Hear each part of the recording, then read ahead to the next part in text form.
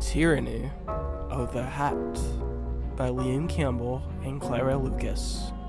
Log 4, Hat Discord.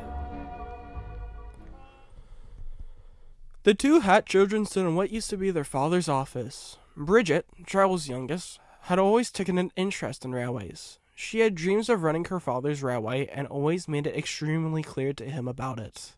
She had went around the island many of times to learn exactly how the railway worked.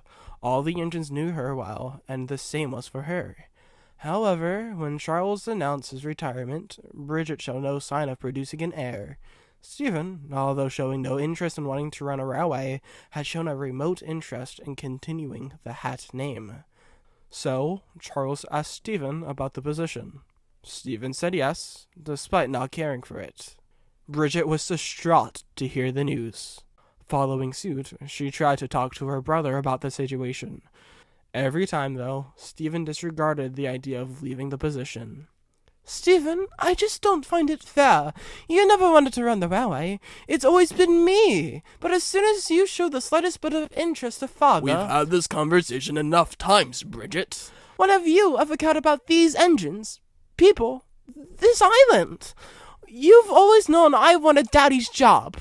That's the best part. I don't care for the job myself, and I don't care for these engines.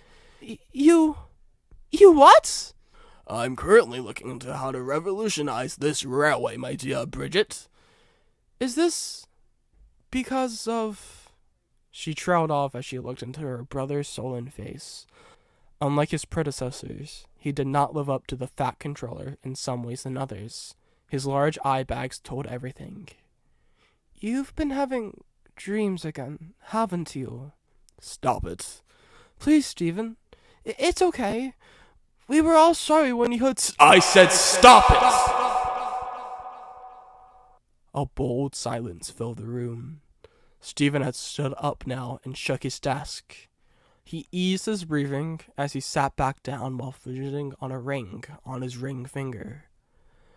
I'm currently talking to the head of British Rail about bringing over a few diesel engines on loan.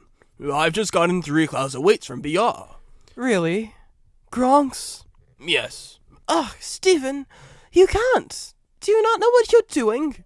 I do. I'm cleaning the steam-covered railway with its pitiful excuses for diesels. Stephen, you clearly don't. You're erasing the work of me, let alone Daddy and Grandpa. Why can't you just embrace what's already here?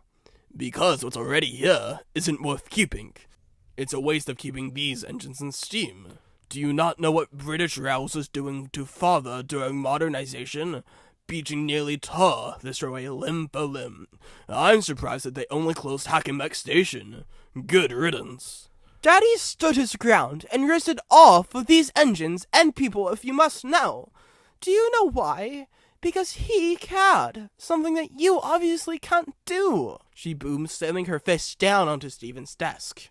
There was a click and thud as something opened and fell onto the floor. Shit. Stephen, is that a gun? Stephen picked up a revolver from the floor, brandishing it in his hands. Yes. Where did you get that from? You don't need to know, he murmured as he shoved it back into a hidden slot under his desk. Bridget stammered.